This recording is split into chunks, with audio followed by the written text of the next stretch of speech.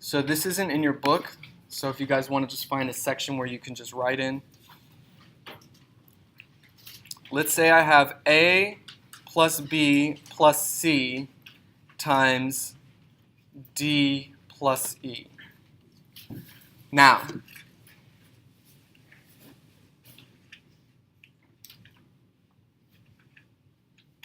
let's not worry about what A, B, and C are. Let's just keep them as A, B, and C, and D and E, okay? If I have a polynomial with more terms in the front, what I suggest is that you rewrite it so the one with more terms is in the back. So your first step would be to change this to D plus E times A plus B plus C.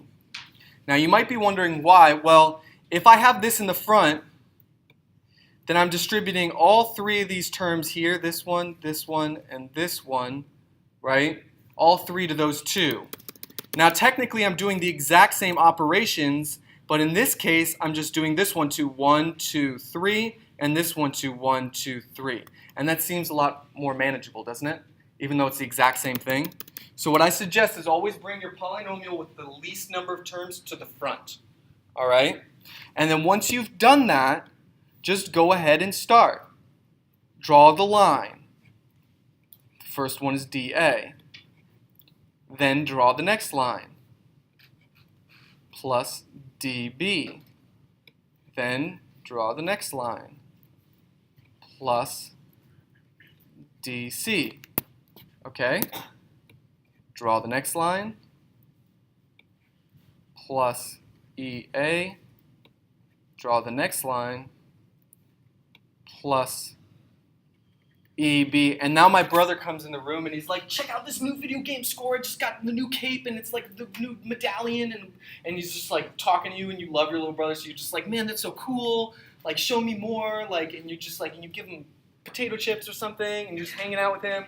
And you're just like, and then you're done with the potato chips and you come back into the room and you sit back to do your homework and you're like, I forgot where I'm at. Right? What was I doing? Now, if you didn't draw these lines, and you didn't follow this order, you'd be like maybe a little confused, right? But because you draw these lines, you're like, I know exactly what the next step is. I draw the line plus E times C. You see? So I'm not telling you guys that just for no reason. I think it's a really good thing to do. All right? Okay? And we all know what that's like, right? You're in the middle of something and then all of a sudden you get interrupted and you come back, especially math homework, you're just like, I forgot. So I think this is a really good thing. So first technique, I'm just teaching you guys techniques right now. This is not necessarily the math, this is just the way I do it. Okay? So the technique is to put the polynomial with the least number of terms first, and then the technique is to draw a line, then multiply. Draw the line, then multiply. Don't multiply and then draw the line. Draw the line first, then multiply it. Draw the line, multiply. You see? Okay. So that's basically it. All right? If you follow those two techniques, this becomes fairly simple and the lesson is basically done. Okay? So let's go ahead and try doing that on our own. Let's do, at the bottom of page 180, let's do number 9.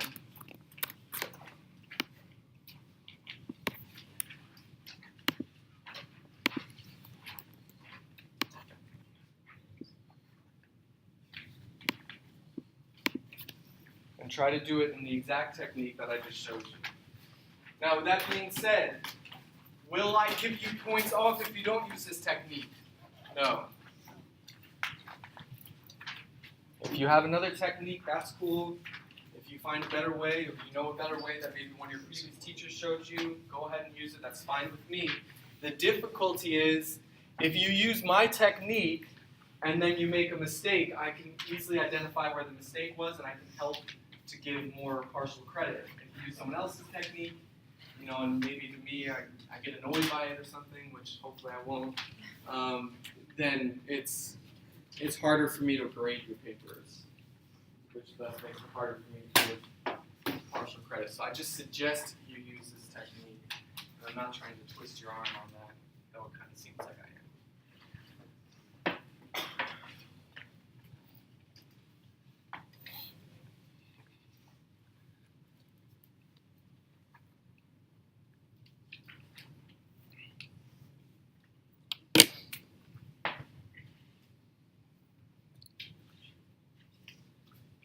Done. Done. Nice. Nice. Good.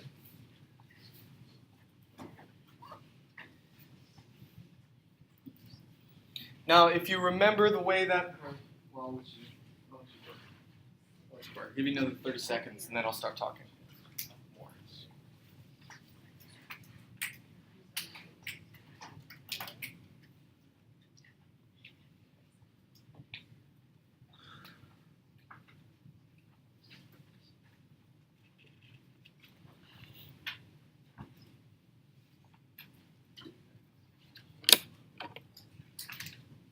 Okay, let's give this a shot. So, first thing, first term, first. 3 times 1 is 3. X times x cubed is x to the 4th. Next term, 3x times 4x squared. It's positive. Check the sign first. 3 times 4 is 12. You see this? I check the sign. I multiply the coefficients, which are just the numbers, and then I go to the variables. So it's sign, coefficients, variables. That's the way to do it. Sign, coefficients, variables, SCV.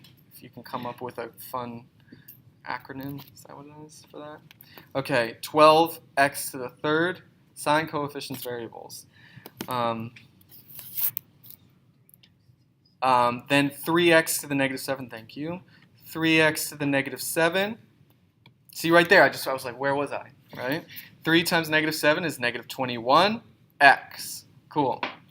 And just to keep it clear here, plus 1 times x cubed is plus x cubed plus 1 times 4x squared is plus 4x squared plus 1 times negative 7. That's a negative, so it's minus 7. Okay? Then I just look for like terms. First, the highest order term is 3x to the 4th. Then cross that out. 12x cubed plus x cubed is 13x cubed plus 4x squared minus 21x minus 7. And I'm done. Final answer.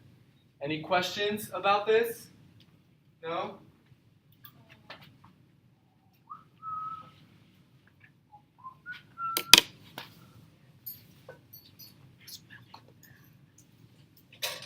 Okay. Good. Solid? Yeah? Okay, that's nice. All right. Good. Signs, coefficients, variables. Okay. Well, let's, golly gosh. All right, let's, I mean, look, this is a binomial by a binomial. It's FOIL, but foiling, it's the same exact thing here, you know? You could do first, outer, inner, last. That's cool. Or you can just do the same thing, right? So go ahead and do that one. It's the previous example, number 6. To me, I would just use the same exact technique because it's just easier rather than a binomial times a binomial can seem special and you do the foiling. But now that you know how to do it for any size polynomial, you can just follow the same technique, and then it's simple.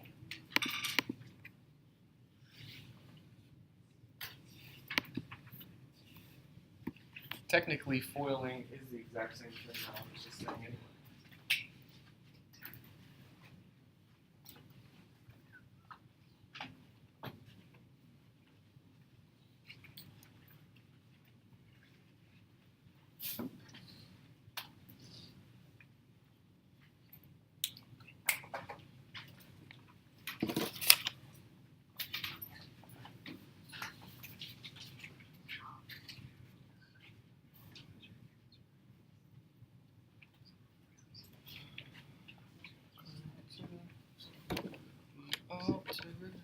Okay. Now look, guys, I want to call your attention to something. FOIL stands for what? First, outer, inner, last, right? So it's first times first. Oh, hey, look, that's exactly what we would have done anyway. X to the square times x to the first is x cubed. First, outer, the outer times the outer. Hey, that's exactly what we would have done anyway, right? plus 6x squared. And then inner times the inner, oh, yep, again, plus 3x. And then last times the last, yep. It's the exact same order as what we're showing for the more general form anyway. Okay, and so then we end up with, it's already in standard form and we're done. See? Okay, any questions? All right, so that's basically it. That's the whole shebang here. But let's go ahead and do a modeling one too. Yeah.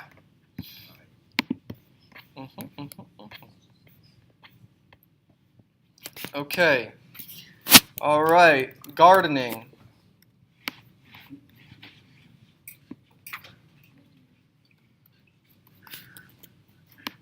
I actually just recently built a garden. If you guys don't garden, I suggest that you do. It's so much fun. Okay. All right, gardening. Number 181. Number 181. Trina is building a garden. She designs a rectangular garden with length of x plus 4 feet and width of x plus 1 feet.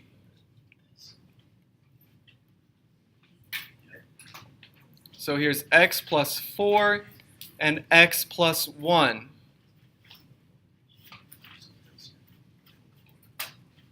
That's the garden. When x equals 4, what is the area of the garden? Now here's the thing. The easy way would just be plugging in x and realizing that's 8 and that's 5, and then 8 times 5 is 40, right? That's not what they want you to do here. They want you to take the polynomial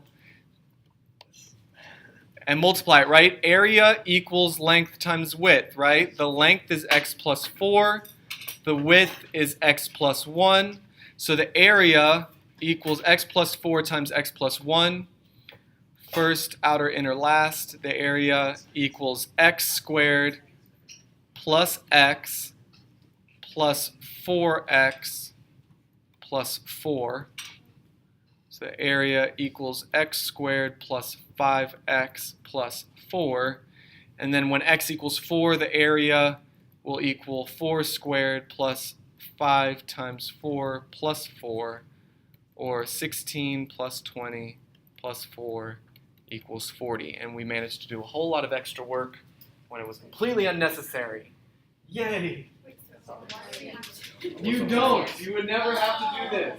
I'm just saying that this, because usually... Oh, you're good. You're good. You're good. Sorry. It's okay. Don't worry. Look. It's probably, yeah. So look, class. The only reason why you would ever do this step is if it said write a polynomial that gives the total area of the garden. Now, let me tell you something though.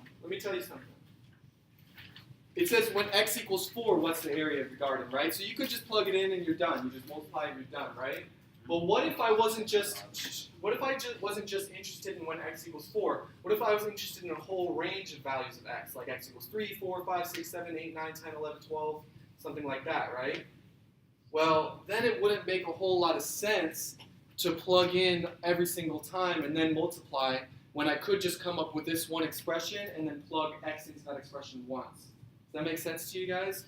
Maybe not, but let's take a look at this. Let's take a look at this, and then I'm going to free you to do your homework. Microsoft Excel. Anybody like using Excel? Mm-hmm. Yes. Okay, it's fun. It's like this. We have this like powerful, super powerful math tool at our fingertips, and it's called Excel, and we barely ever use it. Okay, so look. So let's say this is the length, this is the width. All right, so let's say this is x. This is the length, this is the width, and this is the area. Okay, so x can be any value, and we're not going to plug that in yet. But the length is what? The length equals x plus 4, right? So I'll say that's equal to this value, whatever that is, plus 4. Yeah? And the width is equal to x plus 1, is that right? So it's equal to this value plus 1. But now the area, I could just multiply those two. Don't get me wrong. I could just multiply those two. There's two different ways. Okay, I could do the area equals this cell times that cell, but that's kind of just Excel's ability. But I could do the area equals, what is that formula we came up with? X squared plus 5x plus 4, right? So equals this squared, this squared plus 5 times this cell plus 4. You see? Okay, are you guys watching? Now, let's say I want all different values of x because I'm a gardener and I just want to use Excel to figure out my garden, right? So I could do 1, and then this is equal to this plus 1, and then it keeps going up every time. You see that? Look, watch this. Magic. All right. Now look, guys, I'm showing you this not just because I really think it's cool. I'm showing you this to maybe inspire you to understand the powers of Excel in case you haven't ever used it. Now I highlight all of this, I drag it down, bam, right? That's pretty cool, okay? So it gives me the lengths, it gives me the widths, and it gives me the area. So then I could be like, well, I want the area to be as close to 300 feet as possible, and be like, bam, right there, right? It's cool. I think it's great, okay? Now another way I could have calculated the area, I didn't have to plug in that thing. I could have just done length, that cell times the width cell, and I should get the same exact values, right? Cool. All right, does that make sense? All right, so that's just a tool. I don't know if I'm ever going to have you guys use it too much, but I just wanted you to see it. Now, any questions, guys? No? All right. Homework. Numbers 1 through 21. Okay? 1 through 21. It's lots and lots of practice, guys, so just have fun with it. Yep. I don't know if you saw homework for that was due today. Oh, yeah. Oh, I didn't check anybody's homework. Yes, thank you. Okay, any questions on this? No? Okay, good. All right, so 1 through 21, and I'm going to check homework now.